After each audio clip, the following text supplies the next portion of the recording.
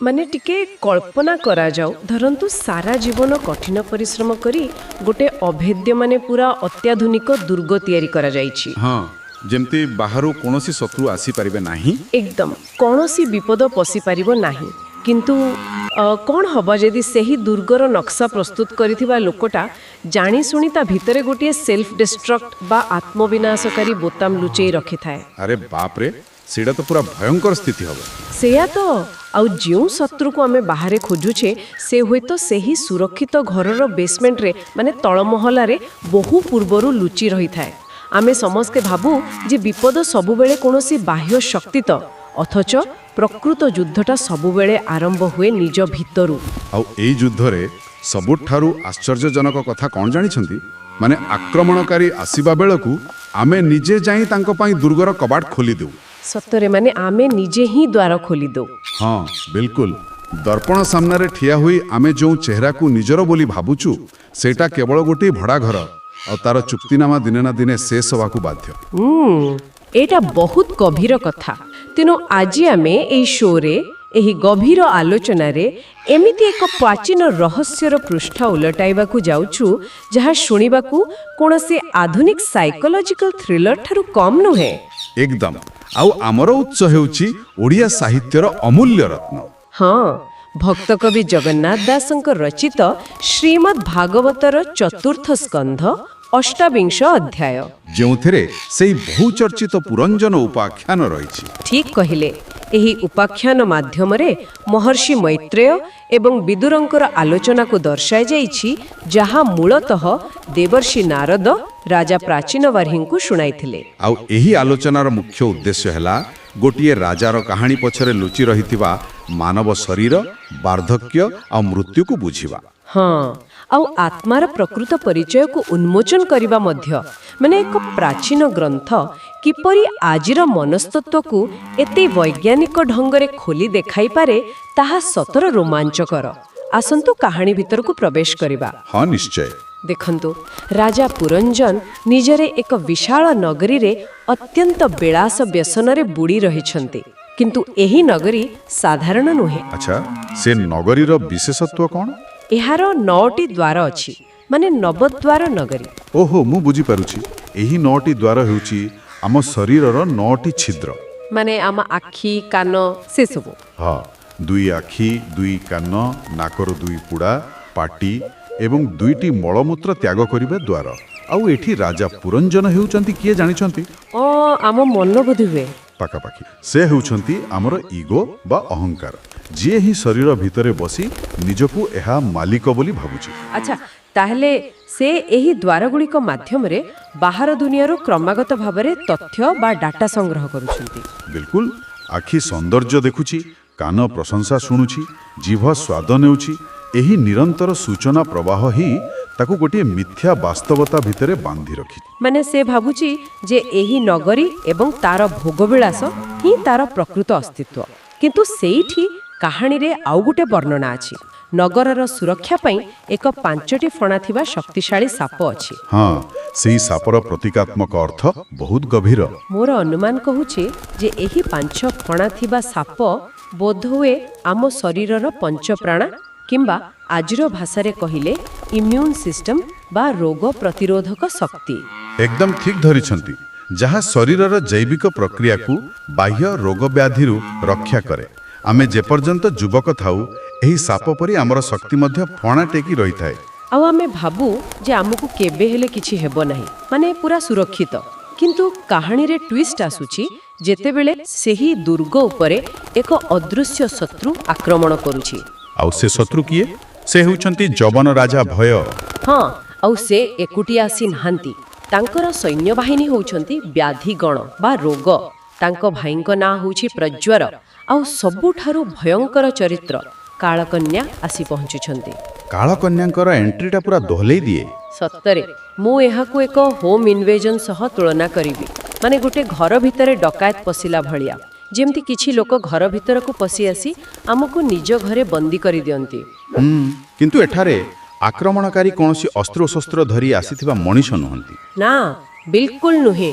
एहा होउछि समय एवं आम निजर बायोलॉजी बा जीव विज्ञान ଆଉ ଏହାକୁ ଦୁନିଆର କୌଣସି ଶକ୍ତି ରୋକିପାରିବେ ନାହିଁ। ଆଉ ସେହି ବାୟୋଲୋଜିର ସବୁଠୁ ନିର୍ଦ୍ଦୟ ଦିଗଟି ହେଉଛି ଯେ ଏହା ଖୁବ୍ ସୁଚିନ୍ତିତ ଭାବେ ମଣିଷକୁ ଭାଙ୍ଗି ଦିଏ। ଏଠାରେ ଯେଉଁ କାଳକନ୍ୟା କଥା କୁହାଯାଇଛି ସେ ହେଉଛି ବାର୍ଦ୍ଧକ୍ୟ ବା ବୃଦ୍ଧାବସ୍ଥାର ମୂର୍ତ୍ତିମନ୍ତ୍ର ରୂପ। ମାନେ ଯେତେବେଳେ ବୟସ ବଢ଼େ, ହଁ, ଯେତେବେଳେ କାଳକନ୍ୟା ଆସି ରାଜା ପୁରଞ୍ଜନଙ୍କୁ ଆଲିଙ୍ଗନ କରୁଛି ସେତେବେଳେ କେବଳ ତାଙ୍କର ବଳ କିମ୍ବା ସୌନ୍ଦର୍ଯ୍ୟ କମିଯାଉ ନାହିଁ, ବରଂ ଏହା ଏକ ଗଭୀର ମନୋବୈଜ୍ଞାନିକ ଆକ୍ରମଣ। ବାପରେ, ମାନେ ଆଇଡେଣ୍ଟିଟି କ୍ରାଇସିସ୍ ଭଳିଆ କିଛି? ଏକଦମ ସେଇଆ।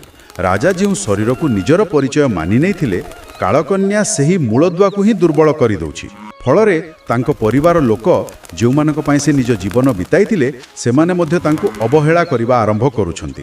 ଓହୋ, ଏହା ପ୍ରମାଣ କରେ ଯେ ସାଂସାରିକ କାଦର କେବଳ ଶାରୀରିକ ସାମର୍ଥ୍ୟ ଉପରେ ହିଁ ନିର୍ଭର କରେ। ଆଉ ସେପଟେ ସେହି ଦ୍ୱାରପାଳ ସାପଟି ଧୀରେ ଧୀରେ ନିଜର ଶକ୍ତି ହରାଉଛି, ଅର୍ଥାତ୍ ମଣିଷର ଇମ୍ୟୁନିଟି ବା ରୋଗ ପ୍ରତିରୋଧକ ଶକ୍ତି କମି ଆସୁଛି। ଯାହା ଫଳରେ ଯବନ ରାଜାଙ୍କର ସୈନ୍ୟମାନେ ଅନେକ ରୋଗ ସହଜରେ ଶରୀର ଭିତରକୁ ପ୍ରବେଶ କରୁଛନ୍ତି। ତାହେଲେ ଏହା ସେହି ପରିସ୍ଥିତି ଯେଉଁଠି ମଣିଷ ବୁଝିଯାଏ ଯେ ତାର ଖେଳ ଶେଷ ହେବାକୁ ଯାଉଛି। ହଁ, କିନ୍ତୁ ମୃତ୍ୟୁର ପ୍ରକ୍ରିୟାଟି ଭାଗବତରେ ଯେମିତି ବର୍ଣ୍ଣନା କରାଯାଇଛି ତାହା ସତର ରୋମ ଟାଙ୍କୁରା। ହଁ, ଯବନ ରାଜାଙ୍କ ଭାଇ ପ୍ରଜ୍ୱରଙ୍କ କଥା କହୁଛନ୍ତି ନା? ହଁ, ପ୍ରଜ୍ୱର, ଯାହାକୁ ଆମେ ଅନ୍ତିମ ଅବସ୍ଥାର ପ୍ରବଳ ଜ୍ୱର କିମ୍ବା ଶାରୀରିକ ଯନ୍ତ୍ରଣା ବୋଲି କହିପାରିବା, ସେ ଆସି ପୁରା ନଗରୀକୁ ନିଆଁ ଲଗାଇ ଦେଉଛନ୍ତି। ନଗରୀ ଆଉ ରହିବା ଯୋଗ୍ୟ ହୋଇ ରହୁନାହିଁ। ଆଉ ତାପରେ ଯମଦୂତମାନେ ଆସି ରାଜାଙ୍କୁ ବାନ୍ଧି ଟାଣି ଟାଣି ନେଉଛନ୍ତି। ଏତିକି ବେଳେ ମୁଁ ଭାବୁଥିଲି ଯେ ରାଜା ବୋଧହୁଏ ନିଜର ଭୁଲ ବୁଝିପାରିବେ ଏବଂ ଆଧ୍ୟାତ୍ମିକ ଚେତନା ଆଡ଼କୁ ଗତି କରିବେ, କିନ୍ତୁ ନା, ସେମିତି କିଛି ହେଲାନି। ଆଶ୍ଚର୍ଯ୍ୟର କଥା ହେଉଛି ସେହି ଅସହ୍ୟ ଯନ୍ତ୍ରଣା ଭିତରେ ମଧ୍ୟ ସେ କାନ୍ଦି କାନ୍ଦି କହୁଛନ୍ତି, ମୋ ବିନା ମୋ ସ୍ତ୍ରୀ କିପରି ବଞ୍ଚିବେ? ମୋ ପିଲାଙ୍କର କ'ଣ ହବ? ବିଦେଶୀ ରାଜାମାନେ ଆସି ମୋ ସମ୍ପତ୍ତି ଲୁଟି ନେବେ। ଆଉ ନଗରୀ ଜଳିପୋଡ଼ି ପାଉଁଶ ହୋଇଯାଉଛି, କିନ୍ତୁ ତାଙ୍କର ଆସକ୍ତି ବା ମୋହ ସେମିତି ଜୀବନ୍ତ ରହିଛି। ସେଇଆ ତ, ଏତେ କଷ୍ଟରେ ବି ମୋହ ଛାଡୁନି। କାରଣ ଆସକ୍ତି ଶରୀରର ନୁହେଁ, ମନର ଏକ ରୋଗ। ଯେତେବେଳେ ଶରୀର ନଷ୍ଟ ହୁଏ, ଆସକ୍ତି ନଷ୍ଟ ହୁଏ ନାହିଁ, ବରଂ ତାହା ଆତ୍ମା ସହିତ ଏକ ଅଦୃଶ୍ୟ ଶିକୁଳି ପରି ଯୋଡ଼ି ହୋଇ ରହିଥାଏ। ମାନେ ରାଜା ପୁରଞ୍ଜନଙ୍କର ଏହି କ୍ରନ୍ଦନ ଆମ ସମସ୍ତଙ୍କର ଅବଚେତନ ମନର ଚିତ୍ର। ଆମେ ସବୁ ଭାବୁ ଯେ ଆମ ବିନା ଏ ଦୁନିଆ ଅଟକିଯିବ, କିନ୍ତୁ ପ୍ରକୃତରେ ସେହି ଅହଙ୍କାର ହିଁ ଆମକୁ ବାନ୍ଧି ରଖିଥାଏ। ଆଉ ଜାଣିଛନ୍ତି, କେବଳ ସେତିକି ନୁହେଁ, ତାଙ୍କର ଏହି ଆସକ୍ତି ସହିତ ଆଉ ଏକ ବଡ଼ ଭୟାନକ ବୋଝ ଯୋଡ଼ି ହୋଇଥିଲା। ସେ ହେଉଛି ତାଙ୍କର କର୍ମର ବୋଝ। ଓହୋ ହଁ, ସେଇ ଅଂଶଟି ତ ବହୁତ ଡରାବଣା। ଉତ୍ସରେ ଏକ ନିର୍ଦ୍ଦିଷ୍ଟ ଏବଂ ଭୟାନକ ତଥ୍ୟ ଦିଆଯାଇଛି। କେଉଁ ତଥ୍ୟ କଥା କହୁଛନ୍ତି? ମାନେ ରାଜା ନିଜ ଜୀବନ କାଳରେ ଯଜ୍ଞ ଏବଂ କର୍ମକାଣ୍ଡ ନାମରେ ଅନେକ ନିର୍ଦ୍ଦୋଷ ପଶୁଙ୍କୁ ବଳି ଦେଇଥିଲେ। ଆଉ ମୃତ୍ୟୁ ପରେ ଯେତେବେଳେ ତାଙ୍କୁ ଟାଣି ଟାଣି ଅନ୍ଧକାରକୁ ନିଆଗଲା, ସେ ଦେଖିଲେ ଯେ ସେହି ପଶୁମାନେ ତୀକ୍ଷ୍ଣ କୁରାଡ଼ି ଧରି ତାଙ୍କ ଖଣ୍ଡ ଖଣ୍ଡ କରି ହାଣିବାକୁ ଅପେକ୍ଷା କରିଛନ୍ତି। ବାପରେ, ହଁ, ଏହା କେବଳ ଏକ ମିଥ୍ୟା ଭୟ ନୁହେଁ, ବରଂ ଏହା ଦର୍ଶାଉଛି ଯେ ଆମର ହିଂସା ଏବଂ ଅହଙ୍କାର ହିଁ ଆମ ପାଇଁ ନରକର ରାସ୍ତା ତିଆରି କରେ। କିନ୍ତୁ ଏଠାରେ ମୋର ଗୋଟେ ବଡ଼ ପ୍ରଶ୍ନ ଅଛି। ମାନେ କାହାଣୀ କହୁଛି ଯେ ରାଜା ମୃତ୍ୟୁ ବେଳେ ନିଜ ସ୍ତ୍ରୀ କଥା ଭାବିଲେ, ଆଉ ସେଥିପାଇଁ ତାଙ୍କୁ ପରବର୍ତ୍ତୀ ଜନ୍ମରେ ନାରୀ ରୂପ ମିଳିଲା। ହଁ, ଏହା ତ ନିୟମ। କିନ୍ତୁ ଶାସ୍ତ୍ରର ଏହି ଅନ୍ତିମ ଚିନ୍ତା ହିଁ ପରବର୍ତ୍ତୀ ଜନ୍ମ ନିର୍ଦ୍ଧାରଣ କରିବାର ନିୟମଟି କ'ଣ ଟିକେ ଅନ୍ୟାୟ ଲାଗୁନି? ଅନ୍ୟାୟ କେମିତି? ଧରନ୍ତୁ ଜଣେ ମଣିଷ ସାରା ଜୀବନ ବହୁତ ଭଲ କାମ କରିଛି, ଲୋକଙ୍କ ସେବା କରିଛି, କିନ୍ତୁ ଶେଷ ମୁହୂର୍ତ୍ତରେ ଅସହ୍ୟ ଯନ୍ତ୍ରଣା ଯୋଗୁଁ କିମ୍ବା ଭୟ ଯୋଗୁଁ ତାର ମନକୁ କିଛି ଆସକ୍ତି ବା ଖରାପ ଚିନ୍ତା ଆସିଗଲା, ତେବେ କ'ଣ ତାର ପୁରା 80 ବର୍ଷର ପରିଶ୍ରମ ପାଣିରେ ପଡ଼ିଯିବ? ଆଚ୍ଛା, ଆପଣ ସେଇ ଦିଗରୁ ଭାବୁଛନ୍ତି? ହଁ, ମାନେ କେବଳ ଶେଷ ସେକେଣ୍ଡର ଚିନ୍ତା ପାଇ ତାକୁ ଦଣ୍ଡ ମିଳିବା କିପରି ନ୍ୟାୟ? ଦେଖନ୍ତୁ, ଏହି ପ୍ରଶ୍ନ ବହୁତ ଲୋକଙ୍କ ମନରେ ଆସେ, କିନ୍ତୁ ଅନ୍ତିମ ଚିନ୍ତା କୌଣସି ଲଟେରୀ ବା ହଠାତ୍ ଆସିଯାଇଥିବା ସାଧାରଣ ଚିନ୍ତା ନୁହେଁ। ତାହେଲେ ସେଇଟା କ'ଣ? ଯଦି ଆମେ ଏହାକୁ ମନୋବିଜ୍ଞାନ କିମ୍ବା ସ୍ନାୟୁ ବିଜ୍ଞାନ ବା ନ୍ୟୁରୋସାଇନ୍ସ ଦୃଷ୍ଟିକୋଣରୁ ଦେଖିବା, ତେବେ ମସ୍ତିଷ୍କ ସେହି କଥା ହିଁ ଶେଷରେ ଭାବିବ ଯାହାର ନ୍ୟୁରାଲ ପାଥୱେ ବା ଅଭ୍ୟାସ ସବୁଠାରୁ ଅଧିକ ଶକ୍ତିଶାଳୀ ହୋଇଥିବ। ଓହୋ, ମାନେ ଯାହା ସାରା ଜୀବନ ଅଭ୍ୟାସ କରାଯାଇଛି। ବିଲକୁଲ, ସାରା ଜୀବନ ମଣିଷ ଯେଉଁ ଜିନିଷ ପ୍ରତି ଆସକ୍ତ ରହିବ, ଯେତେବେଳେ ମୃତ୍ୟୁ ସମୟରେ ମସ୍ତିଷ୍କ ଧୀରେ ଧୀରେ ଅଚଳ ହେବାକୁ ଲାଗିବ ଏବଂ କଣ୍ଟ୍ରୋଲ ହରାଇବ, ସେତେବେଳେ ଚେତନା ସେହି ସବୁଠାରୁ ଗଭୀର ଅଭ୍ୟାସ ପାଖକୁ ହିଁ ଫେରିଯିବ। ଆଚ୍ଛା, ବର୍ତ୍ତମାନ ବୁଝିଲି। ମାନେ ପୁରଞ୍ଜନ ସାରା ଜୀବନ କେବଳ ସ୍ତ୍ରୀ କ୍ଷମତା ଏବଂ ସମ୍ପତ୍ତି କଥା ଭାବିଥିଲେ। ହଁ, ତାଙ୍କ ମସ୍ତିଷ୍କରେ ଆଧ୍ୟାତ୍ମିକତାର କିମ୍ବା ବୈରାଜ୍ୟର କୌଣସି ଜାଗା ହିଁ ନଥିଲା। ତେଣୁ ଶେଷ ଯନ୍ତ୍ରଣାଦାୟକ ମୁହୂର୍ତ୍ତରେ ଯେତେବେଳେ ସବୁ କିଛି ଛିନ୍ନ ଭିନ୍ନ ହୋଇଯାଉଥିଲା, ତାଙ୍କର ଇଗୋ ସେହି ଗୋଟିଏ ଆଶ୍ରୟ ଖୋଜିଲା ଯାହାକୁ ସେ ସବୁଠୁ ଭଲ ଭାବେ ଜାଣିଥିଲା, ନିଜର ସ୍ତ୍ରୀ। ଆଉ ସେଇଥିପାଇଁ ପ୍ରକୃତିର ନିୟମ ଅନୁସାରେ ଆତ୍ମା ଯେଉଁ ବିଷୟରେ ଗଭୀର ଆସକ୍ତି ରଖେ ତାକୁ ସେହି ଅନୁଭୂତି ପାଇଁ ଉପଯୁକ୍ତ ଶରୀର ଖୋଜିବାକୁ ପଡ଼େ। ସେଥିପାଇଁ ତାଙ୍କୁ ଏକ ନାରୀର ଶରୀର ମିଳିଲା। ବାପରେ, ଏଇଟା ତ ପୁରା ସାଇଣ୍ଟିଫିକ୍ ଲାଗୁଛି। କିନ୍ତୁ ଯଦି ଆତ୍ମା ସେହି ଶରୀର ଭିତର ବାହାରି ଅନ୍ୟ ଏକ ଶରୀରକୁ ଗଲା, ତେବେ କ'ଣ ଯନ୍ତ୍ରଣାର ଅନ୍ତ ଘଟିଲା? ବିଲକୁଲ ନୁହେଁ, ବରଂ ଆଉ ଏକ ନୂଆ ଖେଳ ଆରମ୍ଭ ହେଲା। ସେଇଆ ତ। କାହାଣୀ ଅନୁସାରେ ପୁରଞ୍ଜନ ଏବେ ବିଦର୍ଭ ରାଜାଙ୍କ କନ୍ୟା ରୂପେ ଜନ୍ମ ନେଲେ। ତାଙ୍କର ବିବାହ ହେଲା ମଳୟଧ୍ୱଜ ନାମକ ଜଣେ ଅତ୍ୟନ୍ତ ପରାକ୍ରମୀ ଏବଂ ଶ୍ରୀକୃଷ୍ଣଙ୍କର ପରମ ଭକ୍ତ ରାଜାଙ୍କ ସହ। ଏଠାରେ ଆମେ ଆଉ ଗୋଟିଏ ସାଂସାରିକ ଜୀବନ ଦେଖୁଛୁ। ସେମାନଙ୍କର ପିଲାମାନେ ହେଉଛନ୍ତି, ସେମାନେ ରାଜ୍ୟ ଶାସନ କରୁଛନ୍ତି। କିନ୍ତୁ ଏଥର କାହାଣୀରେ ଏକ ବିରାଟ ପରିବର୍ତ୍ତନ ଆସୁଛି।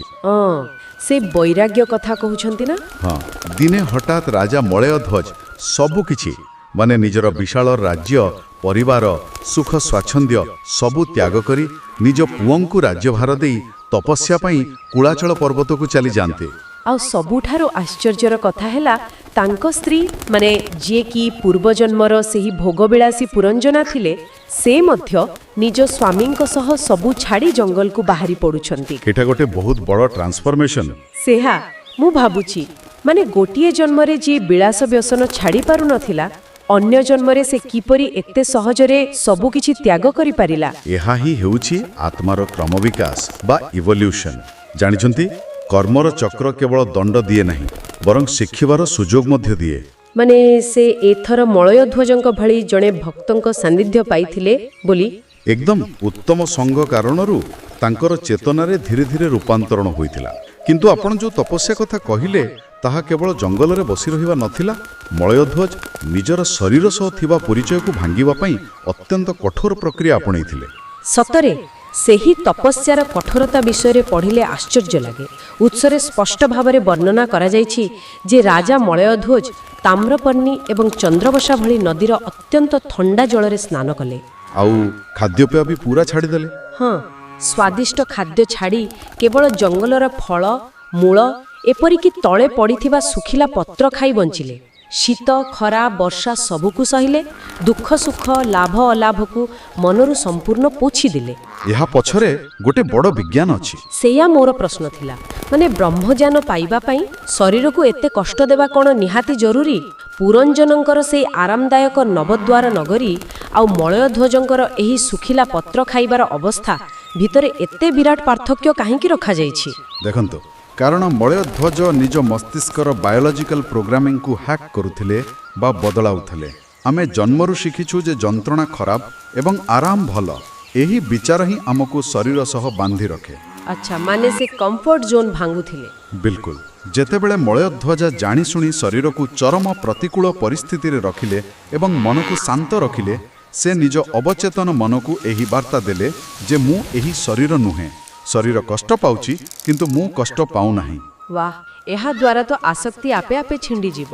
ହଁ, ଯେତେବେଳେ ଦୁଃଖ ଏବଂ ସୁଖ ପ୍ରତି ସମଭାବ ଆସିଯାଏ, ସେତେବେଳେ ନବଦ୍ୱାର ବିଶିଷ୍ଟ ନଗରୀ ଉପରେ ଥିବା ଆସକ୍ତିର ଶିକୁଳି ଛିଣ୍ଡିଯାଏ ଏବଂ ଶେଷରେ ସେ ସେହି ପରମ ତତ୍ତ୍ୱରେ ଲୀନ ହୋଇଗଲେ। କିନ୍ତୁ ଆଲୋଚନା ଏଇଠାରେ ଶେଷ ହେଉନାହିଁ। ନା ନା, ଏବେ ତ ସେଇ ମୋମେଣ୍ଟ ଆସୁଛି ଯାହା ଆମର ସମ୍ପୂର୍ଣ୍ଣ ଚିନ୍ତାଧାରାକୁ ଉଲଟପାଲଟ କରିଦେବ। ଏଇଠାରେ ଆସୁଛି ସବୁଠାରୁ ବଡ଼ ପ୍ଲଟ୍ ଟ୍ୱିଷ୍ଟ। ଦି ଅଲ୍ଟିମେଟ୍ ପ୍ଲଟ୍ ଟ୍ୱିଷ୍ଟ କ'ଣ ହେଉଛି ସେଠି? ମୟଧ୍ୱଜଙ୍କ ମୃତ୍ୟୁ ପରେ ତାଙ୍କ ସ୍ତ୍ରୀ, ମାନେ ଆମର ପୂର୍ବଜନ୍ମର ପୁରଞ୍ଜନ, ସମ୍ପୂର୍ଣ୍ଣ ଭାଙ୍ଗି ପଡ଼ୁଛନ୍ତି। ସେ ଜଙ୍ଗଲରେ ଏକାକୀ କାନ୍ଦୁଛନ୍ତି ଏବଂ ଶେଷରେ ନିଷ୍ପତ୍ତି ନେଉଛନ୍ତି ଯେ ସ୍ୱାମୀଙ୍କ ଚିତାରେ ନିଜେ ଡେଇଁ ପଡ଼ି ସତୀ ହେବେ। ଆଉ ଠିକ୍ ସେତିକି ବେଳେ ଗୋଟେ ଚମତ୍କାର ଘଟୁଛି। ଏକଦମ ଚଳଚ୍ଚିତ୍ରର ଦୃଶ୍ୟ ପରି ସେଠାରେ ଜଣେ ବ୍ରାହ୍ମଣ ଆସି ପହଞ୍ଚନ୍ତି। ଆଉ ସେହି ବ୍ରାହ୍ମଣ ରାଣୀଙ୍କୁ ଏମିତି ଏକ ପ୍ରଶ୍ନ ପଚାରୁଛନ୍ତି ଯାହା ସେଇ ଜଙ୍ଗଲର ନୀରବତାକୁ ଚିରି ଦେଉଛି। ସେ କ'ଣ ପଚାରୁଛନ୍ତି? ସେ ପଚାରୁଛନ୍ତି, ତୁମେ କିଏ? ତୁମେ କାହାର ନାରୀ? ତୁମେ ହିଁ ନାରୀ ବି ନୁହଁ କିମ୍ବା ପୂର୍ବଜନ୍ମର ରାଜା ପୁରଞ୍ଜନ ମଧ୍ୟ ନୁହଁ। ଓହୋ, ଏହା କେବଳ ଏକ ପ୍ରଶ୍ନ ନଥିଲା, ଏହା ଥିଲା ଏକ ଗଭୀର ନିଦ୍ରାରୁ ଉଠାଇବାର ପ୍ରୟାସ। ସେହି ବ୍ରାହ୍ମଣ ଜଣକ ଆଉ କେହି ନଥିଲେ ସେ ଥିଲେ ସ୍ୱୟଂ ପରମାତ୍ମା। ସତରେ ମାନେ ଭଗବାନ ନିଜେ ଆସିଥିଲେ? ହଁ, ସେ ରାଣୀକୁ ତାଙ୍କର ପ୍ରକୃତ ଉତ୍ସ ମନେ ପକାଇ କହୁଛନ୍ତି, ତୁମେ କ'ଣ ସବୁ ଭୁଲିଗଲଣି? ଆମେ ଦୁହେଁ ମୂଳତଃ ମାନସ ସରୋବରରେ ବାସ କରୁଥିବା ଦୁଇଟି ହଂସ ଥିଲେ। ଆମେ ଏକାଠି ଥିଲେ, ଶାନ୍ତ ଥିଲେ। ଆଉ ତାପରେ କ'ଣ ହେଲା? ତାପରେ ବ୍ରାହ୍ମଣ କହୁଛନ୍ତି, ଦିନେ ତୁମେ ମୋତେ ଛାଡ଼ିଦେଲ ଏବଂ ମାୟା ମୋହରେ ପଡ଼ି ନୂଆ ନୂଆ ଅନୁଭୂତି ଖୋଜିବାକୁ ଏହି ପୃଥିବୀକୁ ଚାଲି ଆସିଲ। ଆଉ ତାପରେ ଏହି ପଞ୍ଚେନ୍ଦ୍ରିୟ ନବଦ୍ୱାର ବିଶିଷ୍ଟ ନଗରୀ ଅର୍ଥାତ୍ ଏହି ଶରୀର ଭିତରେ ନିଜକୁ ଏମିତି ବନ୍ଦୀ କରିଦେଲ ଯେ ତୁମେ ନିଜର ପ୍ରକୃତ ପରିଚୟ ଭୁଲିଗଲ। ଆଉ ଏବେ ତୁମେ ଜଣେ ମାଟିର ଶରୀରକୁ ନିଜର ସ୍ୱାମୀ ଭାବି ତା ପାଇଁ ନିଆଁରେ ଡେଇଁବାକୁ ଯାଉଛ। ଓହ, ଏହାକୁ ଶୁଣିଲା ପରେ ମୋ ମନରେ ଗୋଟିଏ ଆଧୁନିକ ଏବଂ ପାଗଳ କରିଦେବା ଭଳି ଉଦାହରଣ ଆସୁଛି, ମାନେ ଭର୍ଚୁଆଲ ରିଆଲିଟି ବା VR ଗେମ୍ କଥା ଭାବନ୍ତୁ। ଆଚ୍ଛା, VR ଗେମ୍ କେମିତି? ମାନେ ଆଖିରେ ସେହି ବଡ଼ ହେଡ୍ସେଟ୍ ଲଗାଇଦେଲେ ଏବଂ ଗେମ୍ ଭିତରେ ପ୍ରବେଶ କଲେ। ସେହି ଗେମ୍ ଭିତରେ ଗୋଟିଏ ଅବତାର ଅଛି। ହୁଏତ ସେହି ଗେମ୍ରେ ଜଣେ ରାଜା ଅଛି ଯାହାର ନାମ ପୁରଞ୍ଜନ କିମ୍ବା ଜଣେ ରାଣୀ। ଲୋକମାନେ ଖେଳୁ ଖେଳୁ ପୁରା ହଜିଯାଆନ୍ତି। ବିଲକୁଲ, ଖେଳୁ ଖେଳୁ ଏତେ ମଜ୍ଜି ଯାଆନ୍ତି ଯେ ବାହାର ଦୁନିଆ ଭୁଲି ଯାଆନ୍ତି। ଯେତେବେଳେ ଖେଳ ଭିତରେ କୌଣସି ପ୍ରିୟଜନ ମରିଯାଏ, ବାସ୍ତବରେ ଲୁହ ବାହାରି ଆସେ। ଆଉ ଠିକ୍ ସେତିକିବେଳେ କେହି ଜଣେ ବାହାରୁ ଆସି ମୁଣ୍ଡରୁ ସେହି VR ହେଡ୍ସେଟ୍ଟିକୁ ଟାଣି ବାହାର କରିଦିଏ। ଆଉ କହ, ଆରେ ବୋକା, ତୁ କାହା ପାଇଁ କାନ୍ଦୁଛୁ? ସେଗୁଡ଼ିକ ତ କେବଳ କମ୍ପ୍ୟୁଟରର କିଛି ପିକ୍ସେଲ୍ସ ମାତ୍ର। ତୁ କୌଣସି ରାଜା ବା ରାଣୀ ନୁହଁ, ତୁ ହଉଛୁ ସେହି ଖେଳାଳି ଯିଏ ସୋଫା ଉପରେ ବସିଛି। ଏକଦମ ସେଇଆ। ବ୍ରାହ୍ମଣ ଏଠାରେ ଠିକ୍ ସେହି କାମ କରୁଛନ୍ତି। ସେ ରାଣୀଙ୍କ ଆଖିରୁ ସଂସାର ରୂପକ VR ହେଡ୍ସେଟ୍ କାଢ଼ି ଦେଉଛନ୍ତି। ଏହା କେତେ ବଡ଼ ଏକ୍ଜିଷ୍ଟେନ୍ସିଆଲ ସକ୍ ବା ଅସ୍ତିତ୍ୱର ସଙ୍କଟ ସୃଷ୍ଟି କରିବ ଟିକେ ଭାବନ୍ତୁ। ଯାହାକୁ ନିଜର ସବୁକିଛି ମାନି ନିଆଯାଇଥିଲା, ତାହା କେବଳ ଗୋଟିଏ ସ୍ୱପ୍ନ ଥିଲା। ଅତ୍ୟନ୍ତ ଚମତ୍କାର ଉପମା। ଏହି ସକ୍ ବା ଝଟକା ହିଁ ଜ୍ଞାନୋଦୟର ପ୍ରଥମ ପାହାଡ଼। ଜାଣିଛନ୍ତି, ଦେବର୍ଷି ନାରଦ ଏହାକୁ ପରୋକ୍ଷବାଦ ବା ପରୋକ୍ଷ ଜ୍ଞାନ ବୋଲି କହିଛନ୍ତି। ପରୋକ୍ଷବାଦ ମାନେ ରୂପକଥା ବା ଆଲେଗୋରି ମାଧ୍ୟମରେ କହିବା। ହଁ, ବେଦାନ୍ତରେ ଏତେ ଗଭୀର ତତ୍ତ୍ୱକୁ ସିଧାସଳଖ କହିଲେ ସାଧାରଣ ବୁଦ୍ଧିରେ ପଶିବ ନାହିଁ। ସେଥିପାଇଁ ଏହାକୁ ଏକ ରୂପକଥା ମାଧ୍ୟମରେ କୁହାଯାଇଛି। ସେହି ଦୁଇଟି ହଂସ ହେଉଛନ୍ତି ଜୀବାତ୍ମା ଏବଂ ପରମାତ୍ମା। ଆଉ ଏହି ଦୁନିଆ ଶରୀର, ଲିଙ୍ଗ, ପରିବାର, ସମାଜ, ସମ୍ପର୍କ ଏସବୁ କେବଳ ସେହି ଗେମ୍ର ଗୋଟିଏ ଗୋଟିଏ ଲେଭଲ ବା ସ୍ତର। ଉତ୍ସରେ ସ୍ପଷ୍ଟ ଭାବରେ ଲେଖାଯାଇଛି ଯେ ଏହି ନଗରୀର ସମସ୍ତ ବ୍ୟାପାର ସ୍ୱପ୍ନରେ ପ୍ରାୟ ଅର୍ଥାତ୍ ସ୍ୱପ୍ନ ସଦୃଶ। ମାନେ ଆମେ ସ୍ୱପ୍ନରେ ବାଘ ଦେଖିଲେ ଡରିଯାଉ, ଝାଳନାଳ ହୋଇଯାଉ, କିନ୍ତୁ ଆଖି ଖୋଲିଲା କ୍ଷଣି ଜାଣୁ ଯେ ନା ବାଘ ଥିଲା ନା ଜଙ୍ଗଲ। ଠିକ୍ ସେହିପରି ପରମାତ୍ମାଙ୍କ ସ୍ପର୍ଶ ପାଇବା ପରେ ଜୀବାତ୍ମା ବୁଝିଯାଏ ଯେ ତାର ଏହି ଲୁହ, ଏହି କଷ୍ଟ, ଏହି ଆସକ୍ତି ସବୁକିଛି ଏକ ମିଥ୍ୟା ନାଟକ ଥିଲା। ସେ କେବେ ମରିନଥିଲା, କାରଣ ସେ ଜନ୍ମ ମଧ୍ୟ ହୋଇନଥିଲା। ଓହୋ, ଏହି କଥାଟି ବୁଝିବା ପରେ ଯେମିତି ମନରୁ ଗୋଟିଏ ବହୁତ ବଡ଼ ପଥର ଖସିଗଲା ପରି ଲାଗୁଛି। ମାନେ ଜ୍ଞାନୀମାନେ ଏହି କଥାକୁ ଗଭୀର ଭାବରେ ବୁଝନ୍ତି ଯେ ଜୀବାତ୍ମା ଓ ପରମାତ୍ମା ମଧ୍ୟରେ ପ୍ରକୃତରେ କୌଣସି ଭେଦ ନାହିଁ। ବିଲକୁଲ ନାହିଁ। ଯେପରି ସେହି ଦୁଇଟି ହଂସ ଏକାଠି ମାନସ ସରୋବରରେ ଥିଲେ, ଶେଷରେ ଖେଳ ସରିବା ପରେ ସେମାନେ ପୁଣି ଏକାଠି ସେହି ଅବସ୍ଥାକୁ ଫେରିଯିବେ। ମଝିରେ ଏହି ନବଦ୍ୱାର ନଗରୀର ଯାତ୍ରାଟା କେବଳ ଗୋଟିଏ ଅସ୍ଥାୟୀ ଅନୁଭୂତି ମାତ୍ର। ଯେତେବେଳେ ରାଣୀ ଏହି କଥା ବୁଝିଗଲେ, ତାଙ୍କର ସମସ୍ତ ଶୋକ ଆଉ କ୍ରନ୍ଦନ ନିମିଷକେ ଉଭେଇଗଲା। କାରଣ ସତ୍ୟର ଉନ୍ମୋଚନ ହିଁ ସମସ୍ତ ଭୟର ବିନାଶ କରେ। ଯେତେବେଳେ ବ୍ରାହ୍ମଣଙ୍କ କଥା ଶୁଣି ରାଣୀଙ୍କର ସମ୍ପୂର୍ଣ୍ଣ ଚେତନା ଫେରି ଆସିଲା, ସେ ନିଜର ପ୍ରକୃତ ସ୍ୱରୂପକୁ ଦେଖିପାରିଲେ। ସେ ବୁଝିଗଲେ ଯେ ସେ କାହା ପାଇଁ କାନ୍ଦିବେ। ସେ ନିଜେ ହିଁ ସେହି ଶୁଦ୍ଧ, ବୁଦ୍ଧ ଏବଂ ମୁକ୍ତ ଆତ୍ମା। ବହୁତ ସୁନ୍ଦର। ମାନେ ଏ ସମ୍ପୂର୍ଣ୍ଣ ଆଲୋଚନାରୁ ଯଦି ଆମେ କିଛି ସାର କଥା ସଂଗ୍ରହ କରିବା, ତେବେ ତାହା ହେଉଛି ଆମେ ସମସ୍ତେ ଆଜି ବି ନିଜ ନିଜର ଏହି ନବଦ୍ୱାର ବିଶିଷ୍ଟ ନଗରୀରେ ଏତେ ମଜ୍ଜି ରହିଛୁ ଯେ ଆମେ ସେହି ଦୁର୍ଗକୁ ସୁରକ୍ଷିତ ରଖିବାରେ ନିଜର ସମସ୍ତ ଶକ୍ତି ଖର୍ଚ୍ଚ କରିଦେଉଛୁ। କିନ୍ତୁ ପ୍ରକୃତିର ନିୟମ ଅଟଳ। ଆମେ ଯେତେ ବଡ଼ ପାଚେରୀ ତିଆରି କଲେ ମଧ୍ୟ ଦିନେ ନା ଦିନେ ସେହି କାଳାକନ୍ୟା ଏବଂ ଯବନ ରାଜା ଭୟ ନିଶ୍ଚୟ ଆସିବେ। ଆଉ ଆମେ ଶରୀରର ପତନକୁ ରୋକିପାରିବା ନାହିଁ, କିନ୍ତୁ ଶରୀର ସହ ଥିବା ନିଜର ଅହଙ୍କାର ବା ଇଗୋର ପତନକୁ ନିଶ୍ଚୟ ଆୟତ୍ତ କରିପାରିବା। ଆଉ ଏହି କଥାଟି ଆଜିର ଆଧୁନିକ ସମୟ ପାଇଁ କେତେ ପ୍ରାସଙ୍ଗିକ ତାହା ଟିକେ ଗଭୀର ଭାବରେ ଚିନ୍ତା କରେ ଜଣାପଡ଼େ। ସତରେ ଆଜିର ଏହି ଡିଜିଟାଲ ଯୁଗରେ ଯେଉଁଠି ଚାରିଆଡ଼େ କେବଳ ଦେଖାଣିଆ ଚାକଚକ୍ୟ ରହିଛି, ଆମେ ବିଭିନ୍ନ ପ୍ରକାର ଆସକ୍ତି ଭିତରେ ଛନ୍ଦି ହୋଇଯାଇଛୁ। ସୋସିଆଲ ମିଡ଼ିଆରେ ମିଳୁଥିବା ଲାଇକ୍ସ, ବ୍ୟାଙ୍କ ବାଲାନ୍ସ, ନୂଆ ଗାଡ଼ି, ଏହି ବସ୍ତୁବାଦୀ ଦୁନିଆରେ ଆମେ ଏମିତି ପାଗଳଙ୍କ ପରି ଧାଉଁଛୁ ଯେମିତି ଏହା ହିଁ ଜୀବନର ଅନ୍ତିମ ସତ୍ୟ। ଆମର ନବଦ୍ୱାର ନଗରୀ ଆହୁରି ଜଟିଳ ହୋଇଯାଇଛି ବୋଲି କହିପାରିବା। ହଁ, କିନ୍ତୁ ଭାଗବତର ଏହି ପୁରଞ୍ଜନ ଉପାଖ୍ୟାନ ଆମକୁ ମଝି ରାସ୍ତାରେ ଅଟକାଇ ଏକ ପ୍ରଶ୍ନ ପଚାରେ। ଆମେ ପ୍ରକୃତରେ କେଉଁ ଜିନିଷ ପ୍ରତି ଏତେ ଆସକ୍ତ ହୋଇପଡ଼ିଛୁ? ଯେଉଁ ସମ୍ପତ୍ତି କିମ୍ବା ସମ୍ପର୍କ ପାଇଁ ଶାନ୍ତି ନଷ୍ଟ କରୁଛୁ, ମୃତ୍ୟୁର ସେହି ଶେଷ ଅସହ୍ୟ ମୁହୂର୍ତ୍ତରେ କ'ଣ ତାହା ଆମକୁ କାଳକନ୍ୟା କବଳରୁ ରକ୍ଷା କରିପାରିବ? ଯଦି ନୁହେଁ, ତେବେ ଆମେ ପ୍ରକୃତରେ କାହା ପାଇଁ ବଞ୍ଚିଛୁ? ଆଉ ସବୁଠାରୁ ଆଶ୍ୱାସନାର କଥା ହେଉଛି, ଏହି ପ୍ରାଚୀନ ଗ୍ରନ୍ଥଟି ଆମକୁ ଭୟଭୀତ କରିବା ପାଇଁ ବା ନିରାଶ କରିବା ପାଇଁ ଲେଖାଯାଇ ନାହିଁ। ଏହାର ମୂଳ ଉଦ୍ଦେଶ୍ୟ ହେଉଛି ମଣିଷକୁ ସଚେତନ କରିବା ଏବଂ ମୁକ୍ତ କରିବା। ମାନେ ଖେଳ ଖେଳିବା ବନ୍ଦ କରିବା କଥା କୁହାଯାଉନି? ବିଲକୁଲ ନୁହେଁ। ଯେପରି ଆମେ ସେହି ଭର୍ଚୁଆଲ ରିଆଲିଟି ଗେମ୍ କଥା କହିଲେ, ଶାସ୍ତ୍ର କହୁନାହିଁ ଯେ ଗେମ୍ ବନ୍ଦ କରିଦିଅ, ସଂସାରରେ ରୁହ, ନିଜର କର୍ମ କର, ଦାୟିତ୍ୱ ତୁଲାଅ। କିନ୍ତୁ ମନେ ରଖ ଯେ ଏହା କେବଳ ଏକ ଖେଳ। ପ୍ରକୃତ ଅସ୍ତିତ୍ୱ ଏହି ଖେଳର ବହୁ ଊର୍ଦ୍ଧ୍ୱରେ ଅଛି। ଯେତେବେଳେ ଥରେ ଏହି ଚେତନା ଜାଗ୍ରତ ହୋଇଯିବ, ସେତେବେଳେ ବାର୍ଦ୍ଧକ୍ୟ, ରୋଗ କିମ୍ବା ମୃତ୍ୟୁର ଭୟ ଆଉ ବିଚଳିତ କରିବ ନାହିଁ। କାରଣ ସେତେବେଳେ ସ୍ପଷ୍ଟ ଭାବେ ଦେଖିହେବ ଯେ ଭାଙ୍ଗିବାର ପ୍ରକ୍ରିୟା କେବଳ ସେହି ମାଟିର ନଗରୀରେ ହେଉଛି। ଭିତରେ ଥିବା ଅବିନାଶୀ ଆତ୍ମାର କିଛି ବି କ୍ଷତି ହେଉନାହିଁ। ସତରେ ଏହା ଏକ ଅତ୍ୟନ୍ତ ଶକ୍ତିଶାଳୀ ଦର୍ଶନ। ଏହି ଗଭୀର ଆଲୋଚନାକୁ ଶେଷ କରିବା ପୂର୍ବରୁ ଆସନ୍ତୁ ଆମେ ଆମର ସେ ଆରମ୍ଭ କଥାକୁ ଟିକେ ଫେରିଯିବା। ଆମେ ନିଜକୁ ସୁରକ୍ଷିତ ରଖିବା ପାଇଁ ଯେଉଁ ଦୁର୍ଗ ତିଆରି କରୁଛୁ, ତାର ପତନ ସୁନିଶ୍ଚିତ। କିନ୍ତୁ ଆଜି ଆମେ ବୁଝିଲେ ଯେ ସେହି ପତନରେ ହିଁ ଆମର ପ୍ରକୃତ ମୁକ୍ତି ଲୁଚି ରହିଛି। ଆଜିର ଏହି ବିଶ୍ଳେଷଣ ପରେ ଗୋଟିଏ ଚିନ୍ତା କରିବା ଭଳି ଦୃଷ୍ଟିକୋଣ ଛାଡ଼ି ଦେଇ ଯାଉଛୁ। ନିଶ୍ଚୟ। ଦୁଃଖ କଷ୍ଟ କେବଳ ଏକ ମାୟା ନଗରୀର ସ୍ୱପ୍ନ ହୋଇଥାଏ ଏବଂ ଆମର ପ୍ରକୃତ ସ୍ୱରୂପ ସେହି ଶାନ୍ତ ମାନସ ସରୋବରର ମୁକ୍ତ ହଂସ ହୋଇଥାଏ, ତେବେ ପ୍ରତିଦିନ ଆମେ ଯେଉଁ ଅଫିସ୍ ଟେନସନ୍, ଛୋଟ ଛୋଟ କଲି ଝଗଡ଼ା କିମ୍ବା ଭବିଷ୍ୟତର ଆଶଙ୍କା ନେଇ ଏତେ ଉଦ୍ବେଗରେ ଜୀବନ ବିତାଉଛୁ, ତାହା କ'ଣ କେବଳ ଏକ ସ୍ୱପ୍ନ ଭିତରେ ଦେଖୁଥିବା ସ୍ୱପ୍ନ ପାଇଁ ବୃଥା ବ୍ୟସ୍ତତା ନୁହେଁ କି? ଯଦି ଆଜି ବର୍ତ୍ତମାନ ହିଁ ଆମେ ନିଜ ଆଖିରୁ ସେହି ମାୟାର ହେଡ୍ସେଟ୍ କାଢ଼ିଦେବା ଏବଂ ସେହି ସ୍ୱପ୍ନରୁ ଜାଗ୍ରତ ହୋଇଯିବା, ତେବେ ଟିକେ କଳ୍ପନା କରାଯାଉ ତ ଆମର ଏହି ଜୀବନ କେତେ ଶାନ୍ତ, ଭୟଶୂନ୍ୟ ଏବଂ ସୁନ୍ଦର ହୋଇଯିବ।